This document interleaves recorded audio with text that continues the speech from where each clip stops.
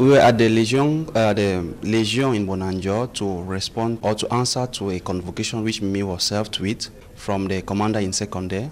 When we reached his office, he briefly read to all the charges that Mimi's investigations was required.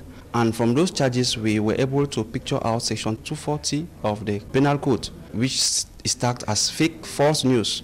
So he read Mimi's Facebook page, wherein she published a news with respect to the death of the American missionary, which she said probably has been caused by fire exchanges between the Republican Army and the secessionist group, and that probably the bullet came from the military, from the Cameroun military. And she indicated the source of her information. We went further with her interrogation on the other alleged charge, wherein they say that she had published 10 pictures with respect to the Bambili incident, which has been liked and disliked by people and shared by people. She recognized the post and said it was not by her wish that those likes were being made or it was being shared. So at that instance, we could only gather two offenses: false news and cyber criminality, which we all know that they are competent before the civil courts. The investigation was closed around 4 p.m. They said they were typing their statements. We were all surprised. Why that emergency? We said, well, if we have to wait, no problem. Around 6, the colonel brought to us a form that Mimi has to sign, and that form was her police custody. We objected to it and said, no, it is not called for. We said, no, the offenses for which Mimi Mefo is being investigated for or suspected to have been committed clearly provides that she can be granted bail under sections 117 of the Criminal Procedure Code. So we refused on that, and they went and they were brainstorming and came back, said, we have to meet the military state prosecutor. We were surprised around 8 that we have to go and meet the military state prosecutor. We wanted to know why were we to meet him. The offenses for which Mimi is being tried have no military connotation. They insisted, and we discovered that probably it's because the file came from the military tribunal and that they had to report to him the circumstances of the investigation. We said, okay, there was no problem going to him. When we arrived, the military state prosecutor, we kept at his secretariat, and we have to insist that we want to meet him. He was surprised to even know that we were coming, meaning that everything already was planned. When we reached his office, the tune of the offenses that we came with changed, and they started saying that Mimi is being charged for acts of terrorism or being charged under the terrorism law, that Mimi Mefo has caused, or her information has caused, injury to the integrity of the state. We're all surprised with those new facts just coming in. And we tried to buttress all the legal arguments and even the international treaty that Cameroun has ratified. All was falling on deaf ears. We understood that things are getting worse, and at around 10:30 p.m., we saw an escort of around 4 heavily armed gendarmes who came to handcuff her to drive her to the New Bell prison. As a lawyer, I am really very confused because I don't understand the evidence against Mimi for that warrants her appearance before the military tribunal.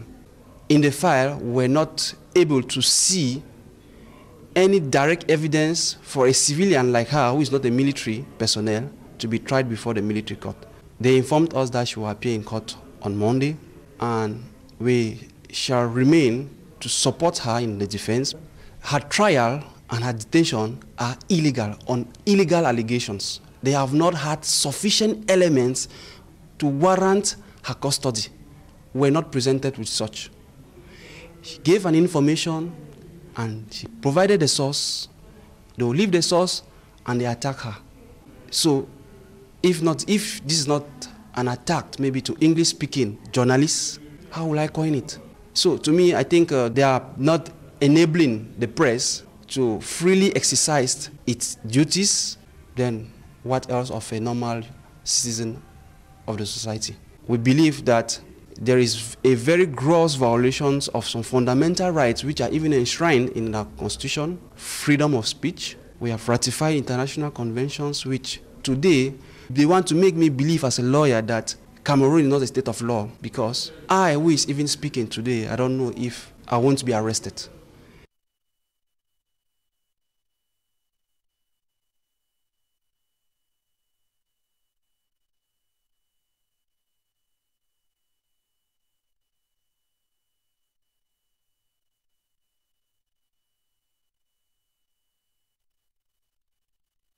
It's Burundi that brought the liberty laws through which press freedom came. And we expect that if a press person makes a false statement, that false statement should be countered and investigations made.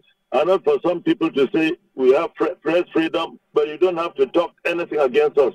I want all the press organs, the media, to come together to fight. Today is a day, tomorrow will be a day. And if there's any contributions you think I can make, please don't hesitate to let me know. Meanwhile, I wish her well and God's protection, and I hope that with the effort people are putting, she'll be released soon. I've condemned all the intimidations that are coming from the government in place to intimidate you, the journalists, so that you should not come out to publish the truth and nothing but the truth. Now, if they're doing that, it's not just for her, it's to intimidate other people so that you should not go in search of the truth. So I'll condemn it in the strongest terms and say that the government will not succeed in nipping the truth in bud and in intimidating the other people from doing investigative journalism to publish the truth. If members of the American missionary told her what she published, I think it was a place of government to also interview them and cross-examine what she said. If it's false, they can now counter with the information that they'll have from the family than try to use her to intimidate the other people. They won't succeed in doing that. Government should take note that they cannot do what they're doing and go free. Even if they go free now, those in government who are using it to maybe settle scores should take note that tomorrow is their day. They should see the other government ministers that are in prison, who were blowing this up at their peaks yesterday. Today they're in prison. Who reached elections for government to be in place. Today they're in prison trying to publish all that they did, which is not helping them.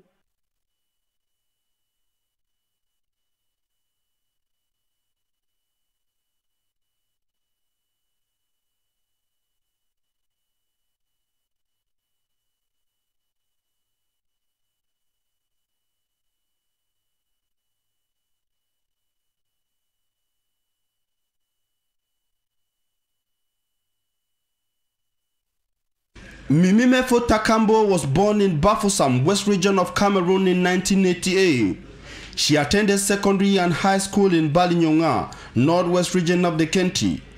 Mimimefo's journey to her position of journalist par excellence began in 2011, where she secured a Bachelor of Science in Journalism and Mass Communication from the renowned Department of Journalism and Mass Communication, University of Buea, Cameroon. After a show of excellence on High TV Buea, Mimimefo won her way into Equinoxe Radio and Television in 2012. Mefo's untamed journalism and communication skills exploded on Equinoxe Radio and Television.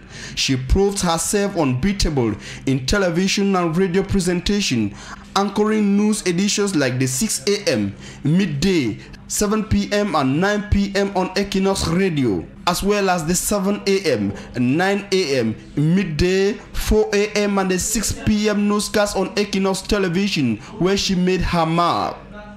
As a reporter, Mimimefo stands amongst the few most daring and most courageous female journalists in Cameroon. She has been to places like Batibo, Balinyonga, Moyoka and Ekona, considered by many as a death trap in the heart of the deepening Anglophone crisis. On 6th of May 2018, dozens of houses were set ablaze in Balangi, in Bonge subdivision of Meme, southwest region of Cameroon. Award-winning journalist Mimimefo has been recognized with international and national awards. In 2016, she won the Best Video Investigator Award of Africa for NI. The Rising Force, Mimimefo, won the Best English Female Journalist Award of Fokako in 2017. In the same year, Mimimefo won the Scoop Media Award as the Best Female Journalist of the Year in Cameroon. As if not enough, in October this year, 2018, Mimimefo was named Journal Hero by the Committee to Protect Journalists. Though the resilient Mimimefo is in a Nube prison, her journalism career is far from hitting the bottom.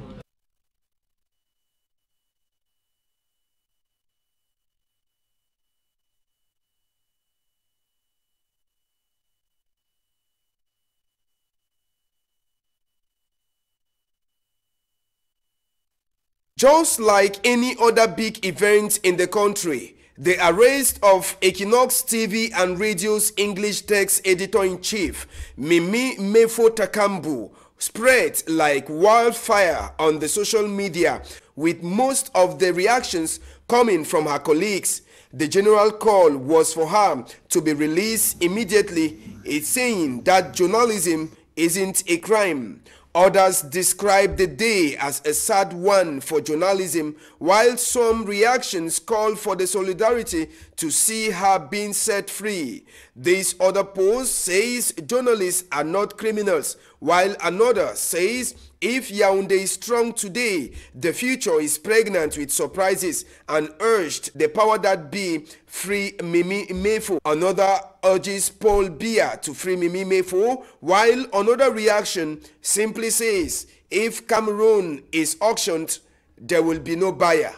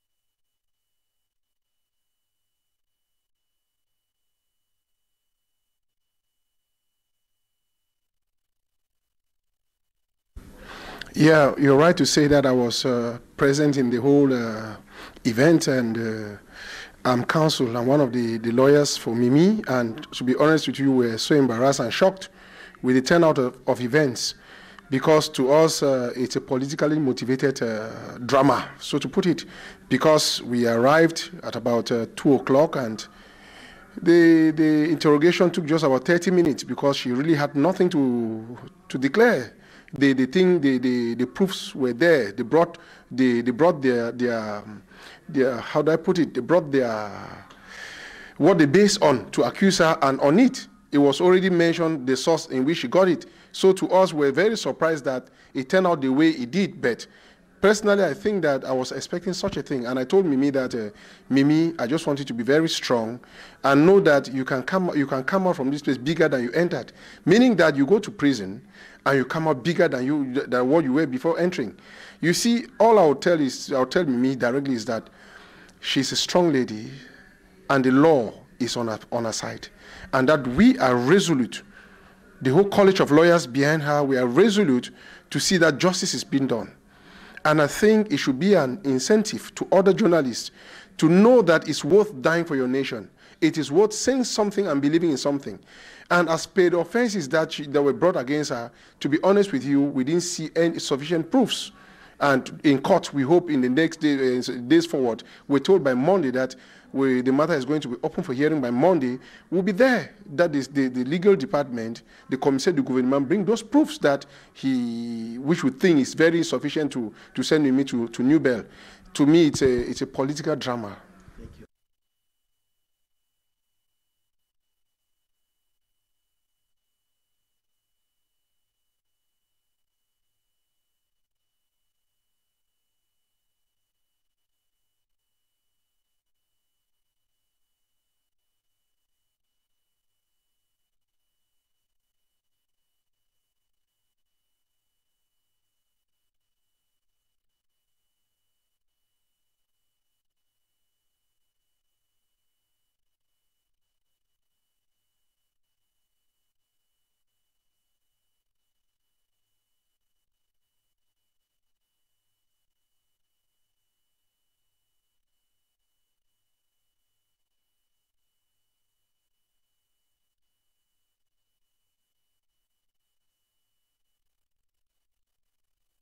Press freedom in Cameroon today has been totally reduced to nothing. The fact that Mimi Mefo have been put in prison for broadcasting and writing information that is true about this regime, for me, I look at it in this way.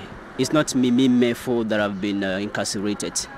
It is the press in Cameroon that have been closed down completely. This is some sort of intimidation. There is nothing this regime is trying to do rather than try to intimidate the press, not to report objectively as far as the Anglophone crisis is concerned. Today, people are being killed on a daily basis. People are maltreated.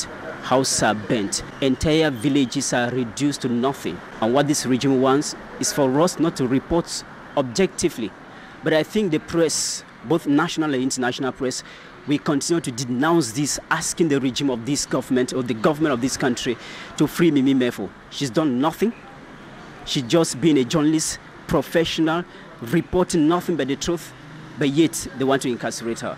Courage, Mimi Mefo. All will be well. And we pray that you join us one day outside here to report, to continue with the objective reporting. Courage, my dear sister. Talking about Mimi Mefo's case, who is like a mentor and elder to me and a renowned journalist, this issue that came up around 11 p.m. really shocked me, because I remember November 2 was being celebrated, the International Day to End Impunity and crimes committed against journalists. But nevertheless, it's as if it didn't sound anything to any person's life. Then we still go finding such things happening in our community, happening in our country. Again, for that matter, because someone was trying to do her job. I remember Antonio Guterres, the Secretary General of the United Nations, equally said he is with those journalists that do their job, and those journalists that are being intimidated because they are trying to do their job. And I equally pay tribute to Mimi Mefo. we all stand together to say Mimi Mefo was just doing her job, and I don't think there should be any problem with her doing her job or giving information on whatsoever. So we will all stand to pay tribute and equally stand behind her to support her as a journalist, and equally we say the truth never dies. First of all, to rally behind her, because we are working in a corporation, we are all journalists, and we think, I think, when a journalist is in a situation like that, the first thing to do is to be behind her, to show her support, and that's why most of us, we were the Gendarmerie Legion in Bonanjo Douala, to show her that we are together with her, to show that we are with her, that we are supporting her, that we are behind her. We should be fooling ourselves to think that it is an isolated case. No. What has happened, or what happened to Mimi, can happen to any one of us. So we are still outside, we are still free, and I think we should just show that we are together with her, right? Show that we are supporting her, and we are behind her. She should not feel discouraged, abandoned, because she's not alone, because we are with her, and we'll do what it takes. We'll do all we can to free her, and to the authorities. We are not enemies. Journalists are not enemies, journalists are not criminals, journalists are professionals, and I think they should help us to continue to be professional, the professional we have been all this while. I felt really bad when I learned about the information, and it is equally heartbreaking to know that those who speak the truth are instead being targeted. I know so many journalists now feel discouraged, they feel threatened, they feel intimidated, which is really unhealthy for this profession. I think we just have to be watchful of what we report right now, because this incident is just an indication that this is not the right time to practice objectivity.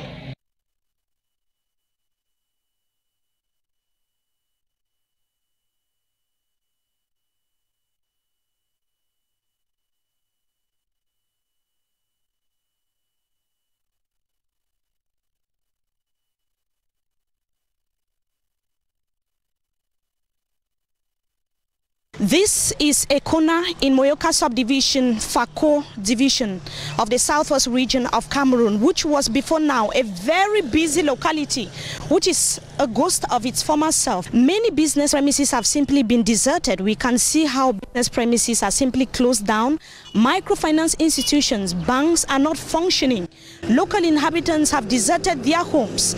We visited several homes. We were unable to see families, children, women, fathers that have escaped to nearby bushes where they are seeking refuge. Equinoxe is situated just 5 kilometers from Boya, but the atmosphere here is completely different from what prevails in the southwest regional headquarters and neighboring Moyoka in Fako division. Reporting from Equinoxe for Equinoxe Television News, we are Amos Fongo, Eric Masianjomo, and Mimi Mefo. The people in this deserted village were not here to tell their stories, but the picture on the ground speaks volumes of the devastating consequences of the Anglophone crisis in this locality. On the 6th of May 2018, dozens of houses were set ablaze in Balangi, in Bongé subdivision of Meme, southwest region of Cameroon. This is the aftermath of what occurred. As we can see, this is one of the most visited areas. It was a popular drinking spot here in Balangi. We can see how bottles have been shattered here on the floor as a result of the fire disaster that took place that night. We talked to some local inhabitants who made us to understand that security forces were behind the burning of houses here in Balangi, but we could not independently verify the veracity of this information. On the site of the incinerated structures were burnt household items and other valuables. Most of these roadside structures, which are now in ruins, were business premises and home to dozens whose whereabouts is now unknown.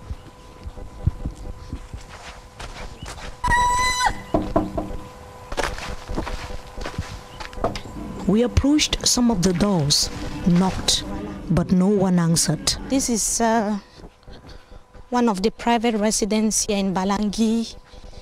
We can see that it's been practically deserted. The doors are practically closed and it's almost nightfall. Nobody's here. We can knock and nobody's here to open the doors. And if we keep moving, we'll see that it's a similar scenario almost all over. We cannot tell where the people are. or where they actually escaped to. But it's obvious that the chaotic atmosphere pushed them out of their houses here in Balangi. This is actually the atmosphere. Several houses, even those that have been rented by tenants, have simply been deserted. This is Balangi. And we left Balangi without speaking to a single individual. We see that Balangi has been simply abandoned by local inhabitants here. Not even a single soul could be spotted. A few that we saw moving about, not even up to 5 of them, could not tell us what is exactly pushing the people to flee this locality of the southwest region of Cameroon. Balangi is now a ghost of its former self. Several houses deserted. No business is moving on here. We cannot see business premises open here because of the chaotic atmosphere that is reigning now in the southwest region of the country. We can see houses have been abandoned. We equally have information that mothers, kids, as well as young girls and young boys are now seeking refuge in some interior localities and in bushes. We could only see some living souls like animals, like this car that we can see here in Balangi that has simply been abandoned by its owners. We could equally see fowls here in Balangi. It is a chaotic atmosphere. This is the picture of Balangi few hours to the May 20th celebration in the southwest region of the country. For Equinoxe Television from Balangi, Mbonge Subdivision, Meme, southwest region of Cameroon, we are Amos Fongo, Eric Masianjomo, and Mimi Mefo.